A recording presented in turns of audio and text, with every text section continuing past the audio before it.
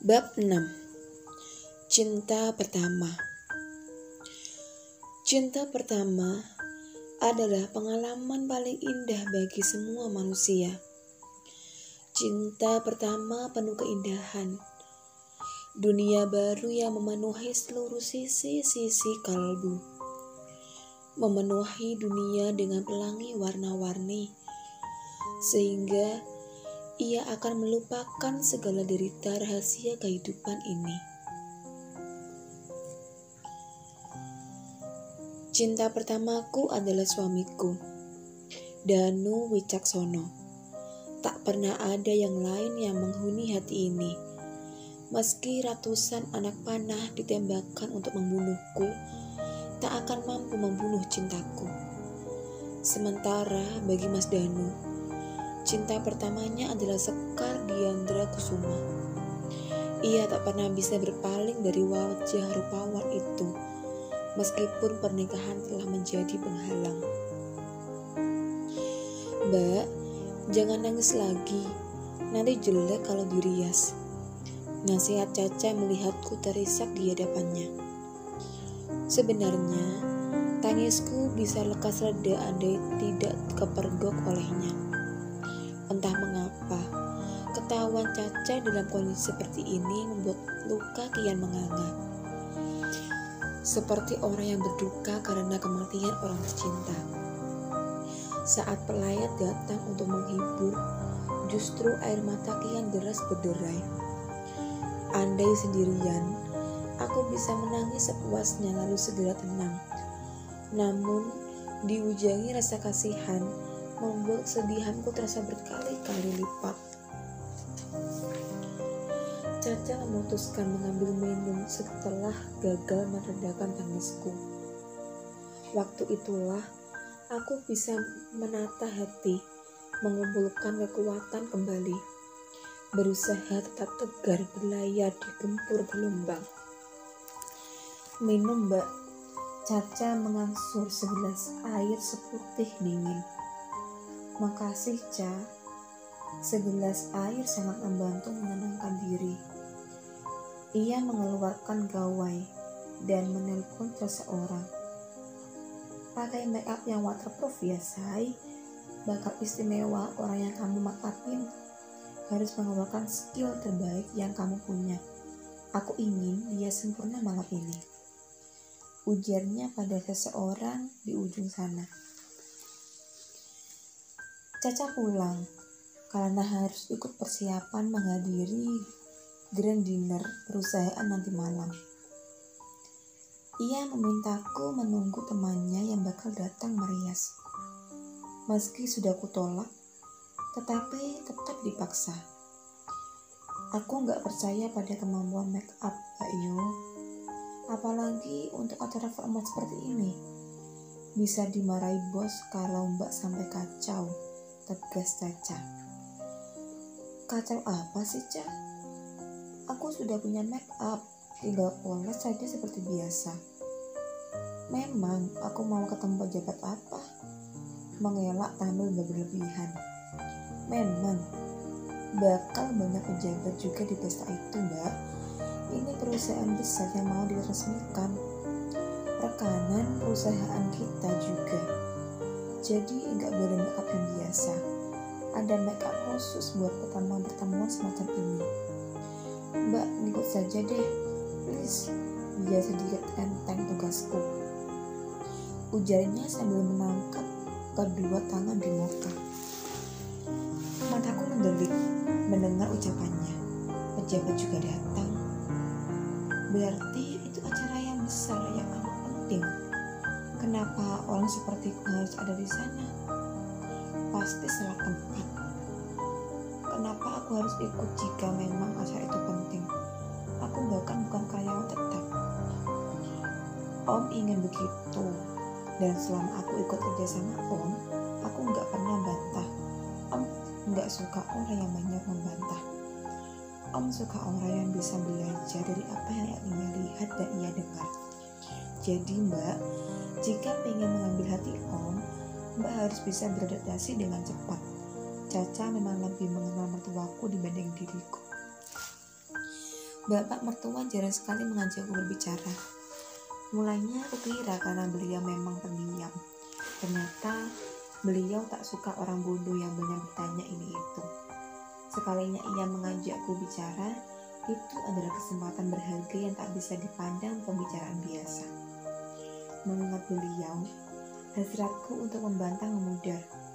Jika begini saja tak mampu, bagaimana aku bisa meyakinkan beliau bahwa aku patut menjadi istri yang dipertahankan oleh putranya. Yang terburuk, hanya tinggal menunggu waktu beliau akan mengabaikanku seperti Mas Danu. Tidak. Jika itu terjadi, nasibku dan anak-anak akan semakin tak jelas. Bagai kapal yang ditinggal terombang-ambing sendirian di laut lepas tanpa pembekalan. Kamu bisa hancur sebab tak mampu beradaptasi dengan situasi. Bismillah, ku tata hati, memantapkan diri, tampil sebaik mungkin demi menunjukkan pada mertua bahwa aku layak jadi menantunya. Oke Jin, sudah selesai. Kamu bisa mencermin sekarang. Perintah makeup artis yang dikirim Caca setelah semua ritual berdandan usai. Senyum yang terukir di wajahku mendadak sirna saat memandang pantulan diri di kaca. Ya Tuhan, siapa wanita di depan sana?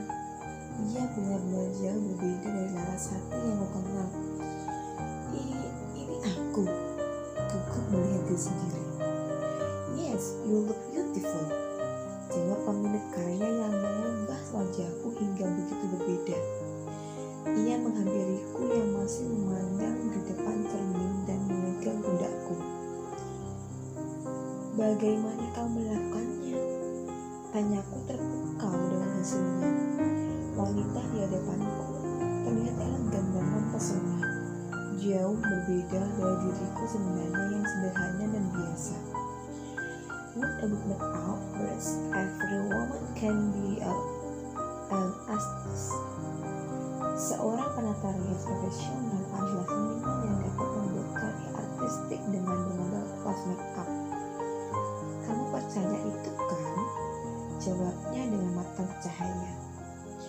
Sudah, waktu terus berjalan.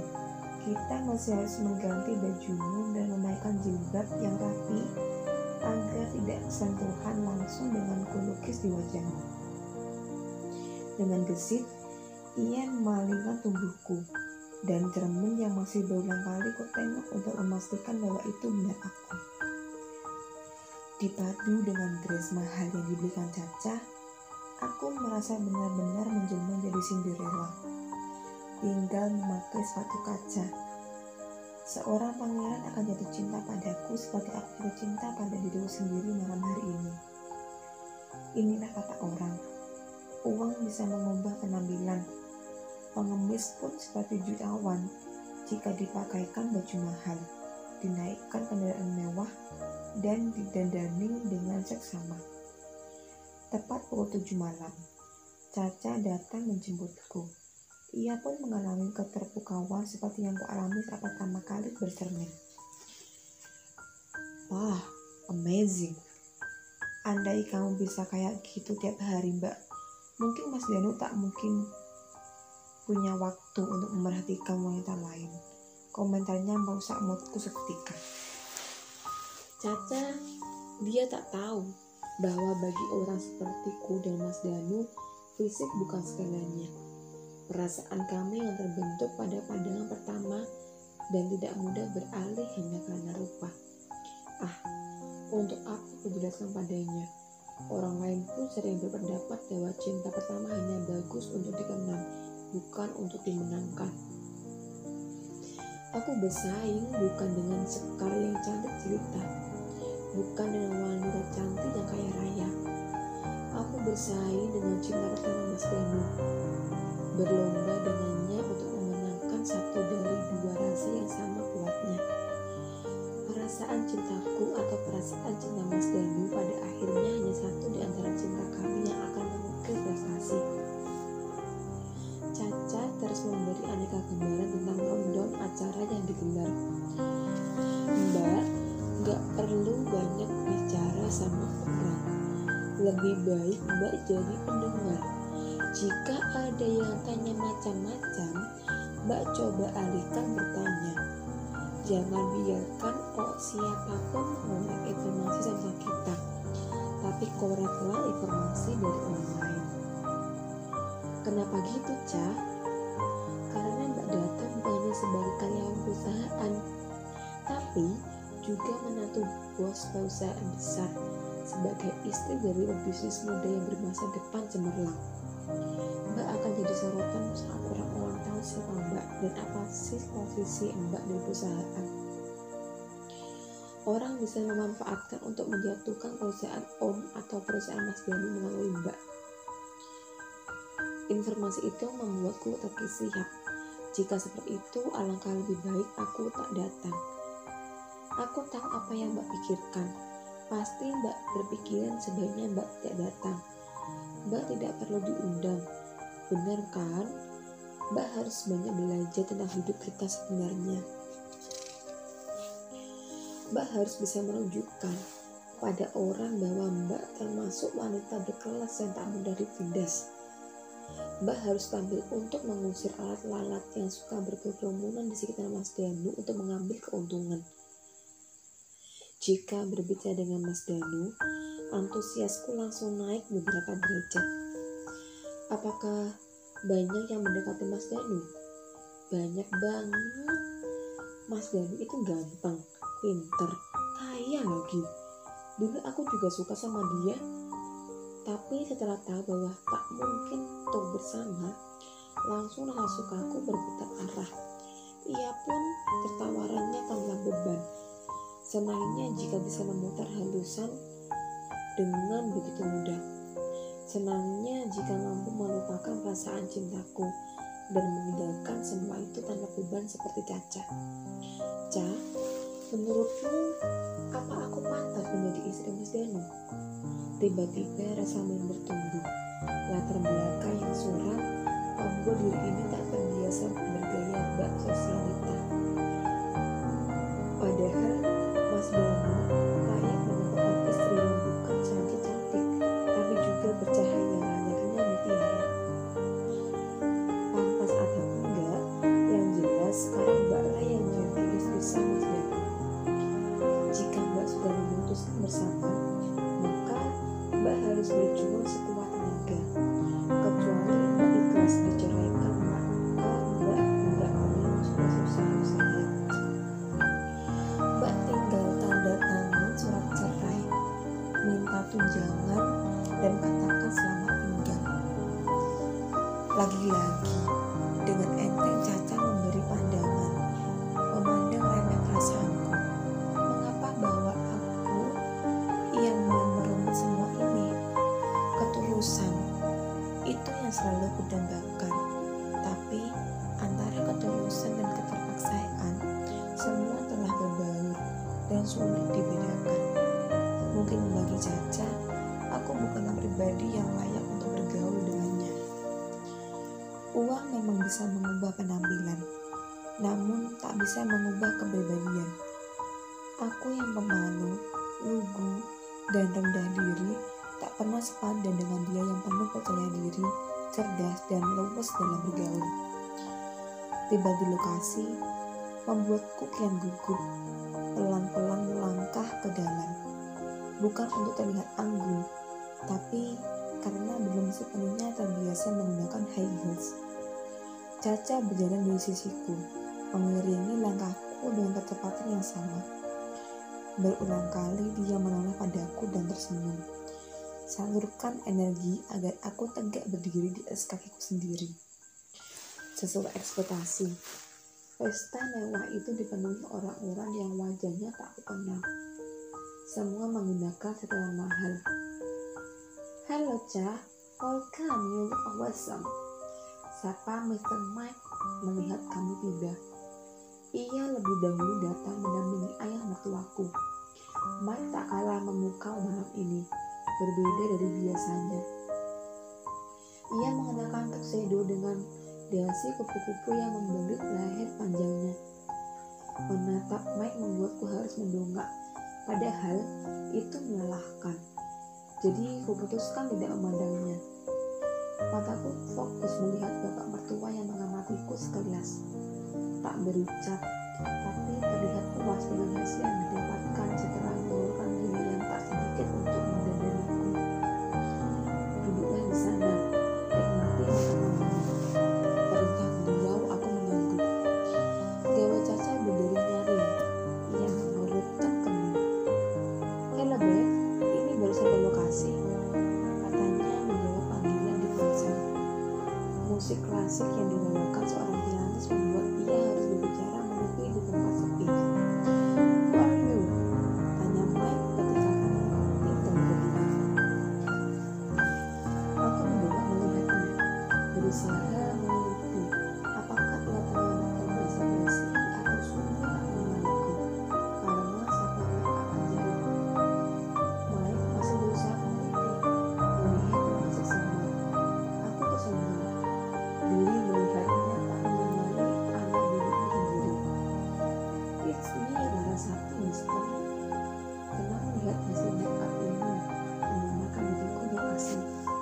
Akhirnya, melihat kekaguman dalam tatapan matanya dan tatapan mertua. Rasa percaya diri meningkat berkali-kali lipat. Bahkan, rekanku tak mengenali diriku sendiri. Iya, aku bukan Larasati saat ini. Aku delegasi perusahaan yang terhormat, sama seperti mereka semua. Pemikiran itu membuat rasa dan ini memudar. "Roy?" Dia berpijak kagum sambil menggeleng-gelengkan kepala. "Sorry, but I can't stop looking at you." Pertanyaannya membuatku tersipu. Mike memberikan pendapat dalam hal mestinya aku terus berpenampilan seperti ini. Hal itu bagus untuk meningkatkan rasa percaya diriku. Laras, no one is going to love you if you don't love yourself. Ia kemudian melanjutkan dengan ceramah panjang yang berbahasa Indonesia. Ia tahu kosakataku berbahasa Inggris belum banyak. "Semua dimulai dari dirimu sendiri, Laras. Sebelum kamu mencintai orang lain, mulailah mencintai dirimu sendiri, bagaimanapun keadaannya. Caramu mencintai diri sendiri akan mengajarkan pada orang lain bagaimana cara mencintai dirimu." Pesan itu kusimpan di hati. Caca datang memotong percakapan kami. Ia memberikan kabar buruk bahwa anaknya jatuh dari tangga dan terus menangis. Ia sangat cemas dan harus segera kembali pulang untuk menyusul suaminya. Di rumah sakit yang memastikan kondisi anaknya. "Kamu harus tetap di sini, Mbak. Asalkan Bapak belum lain. Kamu bisa pulang saja Mr. Mike akan menelpon. Jangan naik taksi online di timbalan. Kamu terlalu cantik dan mahal malam ini. Itu bisa memanggil kejahatan. Ingat, kejahatan itu terjadi karena kesalahan bukan. Jadi jangan beri kesempatan orang untuk membuat jahat padamu." "Tidak, Cak. Aku ingin tahu, bagaimana jika Bapak masih ada urusan lain dan tidak bisa pulang bersama aku?" Membayangkan harus mandi dengan Bapak mertuaku membuatku tegang. Kami belum pernah semobil, karena beliau selalu bermasalah sehingga membuatku cemburu. Berbeda dengan ibu mertua yang memang meraguku dengan perilaku Bapak. Bapak mertua terlihat dingin dan sangat tidak berperasaan seperti Mas Yani. "Mr. Mike, tidak Laras, jaga baik-baik jangan sampai terlantar dan pulang dengan perut kosong. Ingat, aku mengawasinya." Kondisi anaknya mendesak hingga Caca mengabaikan kondisiku. Ia terus melangkah pergi meninggalkanku yang bingung di tempat. Seseorang menyapa Mike. Lantas, mereka mendiskusikan sesuatu yang rumit dalam bahasa Inggris. Melihat tampang mereka serius satu sama lain, aku tahu bukan tempatku untuk ikut berdiri di samping Mike. Aku tahu kapasitasku. Akhirnya, meski lemah, aku berjalan menuju meja yang ditunjuk bapak mertua untuk jadi tempatku menyembunyikan diri. "Aku harus apa?" Sudah kuputuskan untuk duduk, makan, dan mengikuti acara demi acara dalam diam dan tenang. Lalu pulang dengan taksi online. Berdoa bisa mendapat supir taksi wanita yang baik dan ramah sehingga diriku tidak perlu tepas menerobos malam sendirian. Ayo Laras, tenang, kamu bisa. Pada dasarnya, semua orang terlahir sendirian dan akan mati sendirian pula. Jangan takut ketika kamu sendiri. Takutlah jika ada yang menghampiri, mengajak berdiskusi di saat kamu tak mengerti apa-apa. Itu seperti memamerkan kebodohan yang bakal jadi bahan celaan tak berkesudahan. Bujuk hati kecil menyenangkan diri. Malu-malu, kupilih makanan, mengunyah pelan agar tetap menarik perhatian. Sayang, keberadaanku rupanya terlalu malah untuk perbaikan. Seseorang menyapa ramah. Boleh ikut dulu di sini? Tanya suara halus ramah dengan irama harum yang membuatku tak berani menolak. Jantung berdegup keras. Suara ini aku tak ingin mendengar suara ini. Aroma ini aku benci aroma ini. Temukan aku sekar. Aku dari golden company. Ia mengulurkan tangannya untuk mencoba. Dengan tanganku gemetar atas nama kesopanan yang terpaksa tangan itu menjabat juga. Ia menatap kotak mata sebelah tambah, tetapi kalimat itu membuatku lemah. Tanganku dingin sekali, apakah sakit? Tanyanya berdiri. Ku tarik tanganku secepatnya. Jika lebih lama dirikannya, ia akan tahu betapa tanganku bergetar sekarang. Dengan anggun ia duduk di depanku, mengambil beberapa menu yang dibawa beredar oleh pramusaji. Acara yang membosankan, benar bukan? Tanyanya lagi, benarkah ia tak mengenaliku sebagai Larasati? Apa yang harus kulakukan? Bibirku bungkam. Aku mengerti, jika kamu tak suka acara seperti ini hanya serupa kewajiban agar diakui. Kebanggaan semua yang tak memberi arti selain pencitraan diri, iya kan? Lagi-lagi, dengan ramah ia berusaha mengajak berbicara. Bulu mataku atau kontak lesanku membuat kegelisahan di mata ini tak dapat ia tangkap. Jika kau bersuara, benarkah ia tak mengenaliku? Kamu sangat pendiam. Dari mana kamu berasal? Kali ini aku harus menjawab, benar-benar harus menjawab agar tidak disangka bisu. Namun, jika aku menjawab sekarang, ia akan tahu aku cemas memikirkan bagaimana penilaiannya kemudian. Di saat krisis itu, Mike muncul dan duduk di sampingku, tersenyum ramah pada wanita di depanku. Hey, I am Mike, and she is my friend. Oh, nice to meet you, Mike. Sekar melihatku tak curiga sedikit pun. Ternyata kamu datang dengan pasangan. Kukira kamu sendirian. Maaf aku merusak harimu. Tanyanya penuh penyesalan. Oh, tidak. Kami hanya rekan saja. Kami mewakili perusahaan. Terang Mike cepat. Membuatku bernafas lega karena tak harus berbicara. Seandainya aku belum kenal Sekar, mungkin kamu bisa jadi teman di gala dinner kali ini.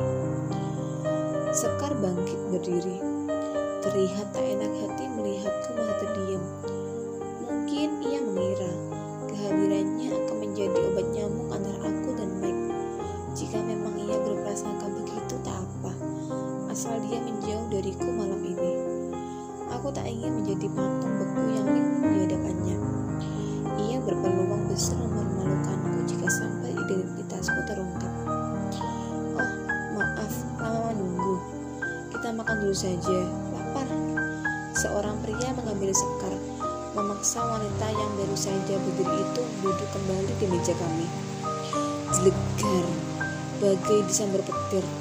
Pria itu Mas Danu, pria yang sudah 3 hari ini tak pulang ke rumah. Pria yang tak sekalipun mengangkat teleponku. Aku kira dia di luar kota. Aku kira Dia sibuk dengan pekerjaannya.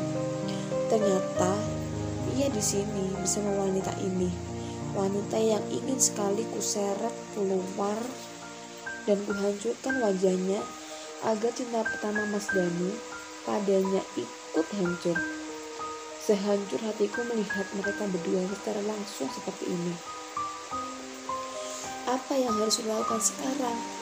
Haruskah aku lari menghindar? Haruskah aku menyapanya dengan lemah lembut seperti biasa dan berpura-pura tak ada apa-apa? Haruskah ku biarkan air mata yang mendesak keluar tumpah di depan mereka semua? Kini kurasakan kakiku keras, kakiku lemas, tanganku gemetar, dadaku sesak. Ku berdoa tak jatuh pingsan dan mempermalukan diri sendiri di malam ini.